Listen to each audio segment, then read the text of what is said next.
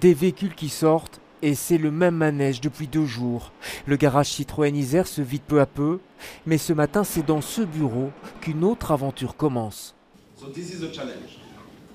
Un challenge plutôt excitant pour ces architectes choisis à l'issue d'une première sélection parmi 92 candidats. Après une courte présentation, descente dans le ventre du vaisseau Citroën, destiné à devenir un musée. Premier contact avec l'espace, première sensation. Elles sont positives. Excusez-moi, vous le sentez comment ce bâtiment? Je sais pas pour l'instant. Impressionnant ou? Oui, assez, oui, plutôt, oui. C'est vraiment très beau, très transparent, très lumineux, très chouette.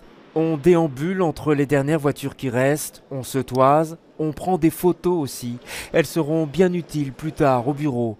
7 équipes pluridisciplinaires sont dans les starting blocks.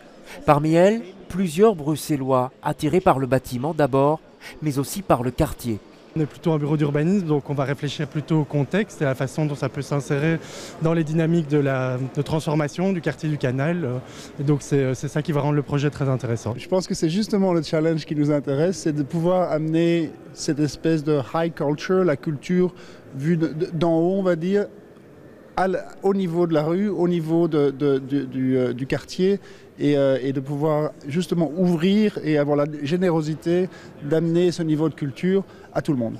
Reste maintenant pour les candidats le plus gros du travail, faire de ce lieu un pôle culturel d'envergure internationale.